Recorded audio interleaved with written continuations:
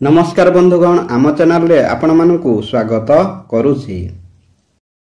महिला माने मुंडरे सिंदूर लगाइबा समय रे यही भूल को आपण अणदेखा करंतु नाही, कारण यह आपणकर परिवार को कष्ट आनी थाए। वीडियोटी आरंभ करिबा पूर्व आपण मानकु मोर अनुरोध, वीडियो को गोटे लाइक एवं आम चैनल को सब्सक्राइब करंतु। चलंतु जानिबा। खास करी आपणक स्वामींकर मृत्युर कारण बनी थाए, आउ आपणक ठारू आपणक स्वामीर दूरतार कारण मध्य होई पारे। हिंदू धर्म रे विवाहिता महिलांक जीवन रे सिंदूरर एक खास महत्व रहिछि। आपण हिंदू धर्मर समस्त विवाहिता महिलांकु सिंदूर लगाउथिबार देखिथिबे, किंतु हिंदू धर्म मान्यता अनुसार सिंदूर को विवाहिता महिलांकर सुहागर प्रतीक बोली कहा जाई थाए। विवाह समय रे मध्य सिंदूर दान करिवार विधान रहिछि। यहा पर ही विवाहर विधि की पूर्ण बोली कहा जाई थाए। गोटे थर विवाह हेबा परे सबु विवाहिता महिलांकु सिंदूर लगाइबा जरूरी अटे। बदलुथिबा आदिर एही दुनिया रे किछि लोक एही मान्यता को मानु नाहंती। आजिकाली किछि झियो विवाह परे भी बिना सिंदूर रे आपण देखुथिबे। आपण जानी यह आश्चर्य हेबे कि हिंदू धर्म रे बना जाइथिबा एही परंपरार केवल धार्मिक महत्व नहीं, किंतु यार सुंदर भूमिका वैज्ञानिक मतरे मध्य रहिछि। धार्मिक मान्यता अनुसार सिंदूर लगाइबार किछि नियम रहिछि, जहार पालन करिबा अनिवार्य अटे। सिंदूर लगाइबार जहाकी नियम कहा जाइछि, सबु विवाहिता महिलांकु यही नियम को विधि पूर्वक पालन करिबा जरूरी अटे। अन्यथा जीवन रे समस्या आसी जाए एवं तांको स्वामींकर जीवन रे कष्ट आसी जाए। जेउ महिला सिंदूर लगाइबार नियम पालन करंती नहीं, एपरी महिलांक स्वामी को धन एवं स्वास्थ्य संबंधित समस्यार सम्मुखीन हेबाकु पड़ी थाए।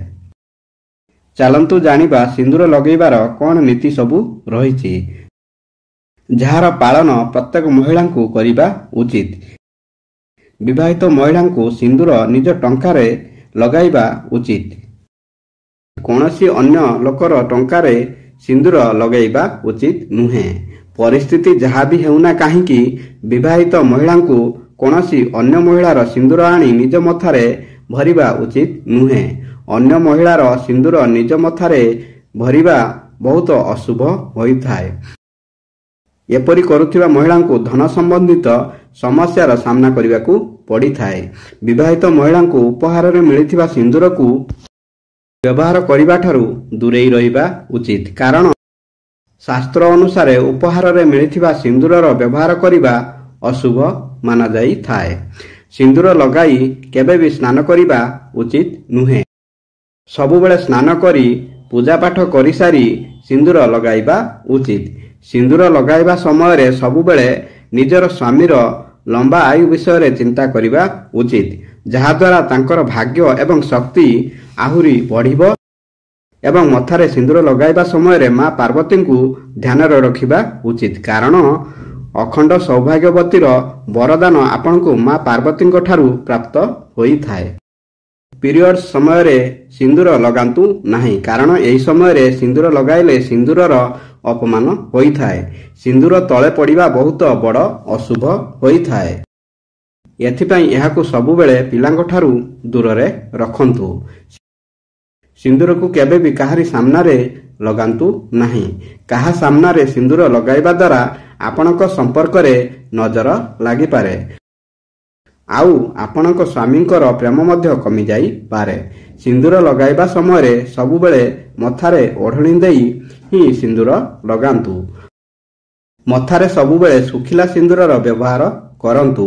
आपण लिक्विड सिंदूर व्यवहार करंतु नाही।